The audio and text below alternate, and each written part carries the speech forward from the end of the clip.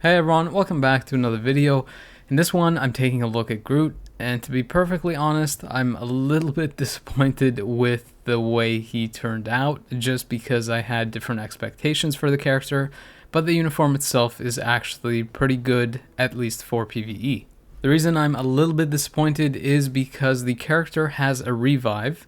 which pretty much sets him up perfectly for being a PvP character in a sense, similar to how Corvus and Cersei are. If the character has a revive, they are pretty good for PvP, specifically Alliance Conquest, because once they die and they revive, if they have an awakened skill, they basically use it right away, but the problem with Groot is that he got a T3 instead of it. The other issue that I have with the upgrade is that the character previously had some support capabilities, providing healing to pretty much all characters, and was even useful as a striker in World Boss Ultimate and World Boss Legend for providing healing to characters that didn't have it. But with the latest uniform, all of his support capabilities are restricted only to Guardians of the Galaxy characters, even though they are a little bit better because he also provides a damage increase to those characters. But the issue that I see here is that the character has a little bit of an identity crisis and is basically just being relegated to a support character, where he had many of the tools to be so much more. He could have been a really great support character to a lot of characters, not only Guardians of the Galaxy characters, and he already had the tools to be great or pretty good in PvP content. Having the revive, all he really needed was the awakening, and if you got anything else on top of that for PvP, like an iframe ignore or pretty much any of the other things like super guard break, anything like that, the character could have been pretty useful in PvP and would have been a lasting kind of staple in that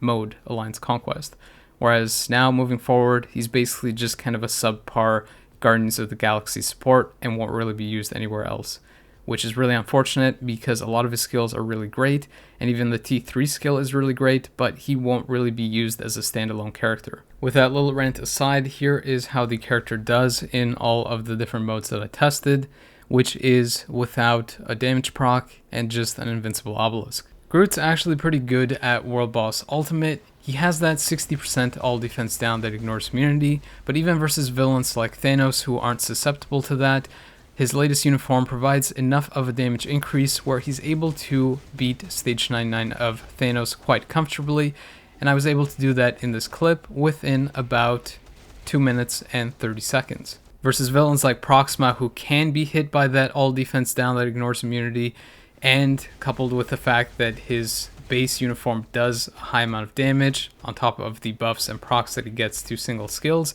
he can complete stage 99 pretty quickly in under 60 seconds. You can see from the previous clips that the uniform alone already provides him a great improvement, and with the T3 it gets even better. He got a 30-second improvement versus Thanos, and versus Proxima he basically completed the stage in about 30 seconds, pretty much reaching the upper limit for both fights in how quickly it can be done considering the phase changes. I'm pretty sure that if I had a damage proc on the character, he could basically one-shot either of these bosses. Moving over to the Knull test, on stage 9, without using a leadership, support, or a damage proc, he's able to complete the stage in almost exactly 2 minutes, which I would say is above par or ahead of some of the previous character upgrades that have come out. Because the character has the passive that provides damage dealt to bosses for the Guardians of the Galaxy characters, including himself, some of the high damage that he provides does persist in the slightly higher stages. As you can see from this clip, he's able to complete stage 24 within that 2-minute window to be able to complete the fight entirely, even without the damage proc. But once you get to the higher stages, I found that it can be a little bit more problematic because he doesn't have ignore dodge in his kit, and that becomes a really important factor once you get really high up there. The other issue I found is that he doesn't really have invincible in his kit, and it's not so much a survival thing because he does have that revive, which means that you get 2 chances even if you die, but it's more so that the invincible also provides you with guard break immunity, so if you're using something like a rage, you won't have the benefit of that guard break immunity, and you can be kind of knocked around by the boss's skills. Fortunately, the character is very proc friendly, so if you do want to build him for PvE, specifically for something like World Boss, then you can go with the CTP of Destruction, which would provide him the damage increase as well as the guard break immunity. But if you do want to chance it, since his ultimate also provides invincible and you can just kind of manage that, you can also go with the CTP of Energy. I don't really think you're going to be using him in content like Giant Boss Raid or even Alliance Battle modes, so it's not really advisable to use a CTP of Rage for the character. You're probably going to use him more in support capability in those modes, so you'd probably be considering an Insight if that's the case. If you're wondering how he does in Alliance Battle Extreme, I took him there again without the damage proc and was able to score close to 9 million, which I'd say is pretty good. He could probably score somewhere around 10 million, possibly more with a Rage, closer to 10.5 or maybe 11 million. But then again, you won't really be using this character since you have far better options for that, like Moon Knight and plenty of other combat hero characters for that particular restriction day. The rotation for the character is really simple. You do 3, cancel 4, cancel 5, and then when you get access to your ultimate skill, you use that first, so you get the damage buff for the rest of your skills. However, if you don't have it charged when you begin your rotation, you basically just squeeze it in at any point before you go into your 5th skill, because that is the one that you want to proc on and finish the skill with, considering it has the longest animation and the damage buff that gets carried to it. As you can see from this clip, even though I don't have the best build on Groot, I don't have a damage proc or even an artifact equipped to him, I'm still able to complete the first phase in under 2 minutes, which means that he can solo the boss by himself. Unfortunately, in PvP, the character isn't really anything too special and mostly just hovers around taking out opponents that are around the mid-level, not really so much the meta level. One of the only things that he really has going for him is that he has a revive, so if he ends up dying, he does have another chance to take out the opponent.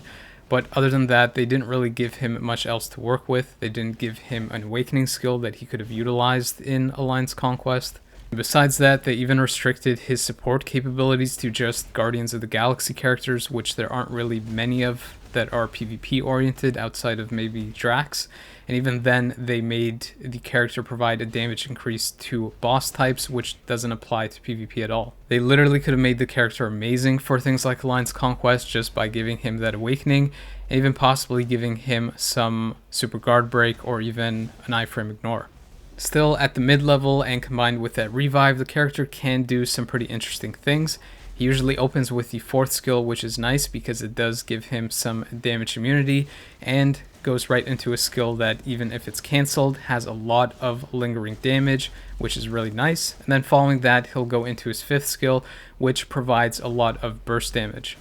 Groot never really goes into his 3rd skill that provides the damage accumulation, but that doesn't really matter too much because he gets the healing and the burst damage from the 5th skill and a lingering damage AoE from the 4th skill. If you want to build a character for PvP, I would say that the 2 best options you have are probably a CTP of Destruction if you want the character to have more of a high roll capability of taking out some meta characters by activating the penetration and proc from that. But I found that his skills are actually really slow, so most of the times he'll just die before he even goes into skills and won't really utilize the destruction anyway. And because of that, I would actually encourage people to build him with an invincible like a CTP of Authority.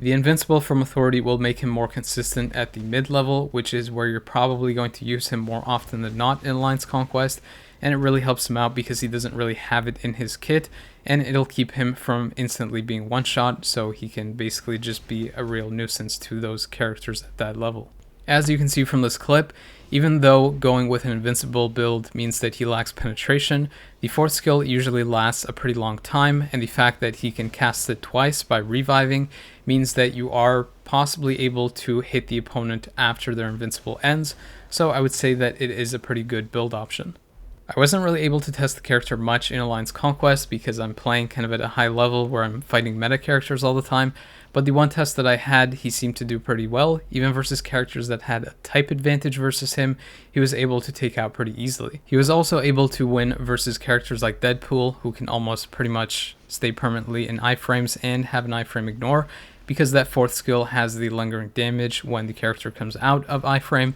and because the fifth skill has high burst damage because of that 100% damage increase on it, and he also heals every time that the fifth skill is used because of the 20% heal that's on that as well. It's really unfortunate that they decided to relegate Groot as more of a very specific support for characters like Star-Lord in Alliance Battle Legend,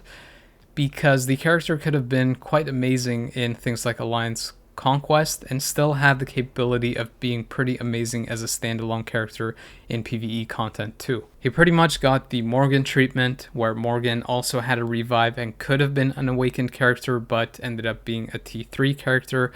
and pretty much just a support as well. But the only difference is that Morgan applies a pretty amazing support passive to a lot of characters, universal types, whereas Groot is only really restricted to Guardians of the Galaxy characters, so it makes it quite a bit worse. Nevertheless, the uniform is a pretty solid upgrade in terms of the damage output, and aesthetically it looks great. The skills are pretty awesome, and the T3 is quite unique. So if you are a fan of the character, then I would say it is a pretty solid pickup, but for most other players, it's pretty much just going to be a support for Star-Lord for score-based modes. Outside of that, maybe it can be kind of an annoying character in Alliance Conquest to kind of delay the opponent's clear time or ability to take over a zone as quickly as they can. I didn't mention at the beginning of the video, but I'm also going to be doing a crystal coupon giveaway, so if you want to participate in that, just join my Discord and leave a comment on this video with your Discord name. In the next video, I'll be taking a look at Gamora's upgrade. However, I didn't take her to T4 since I'm saving materials now for characters that I really want or can use for the most part. And considering that Adam Warlock now got his T4 announced, I'll be upgrading him right away since he is a PvP character, and that's mostly where I focus my attention at. As always, if you enjoyed the video, found it entertaining or useful, please consider liking and subscribing if you haven't already, and possibly sharing the video with other people. Helps them and helps my channel grow. I always appreciate people taking the time to watch these, so thank you, but the video is now over.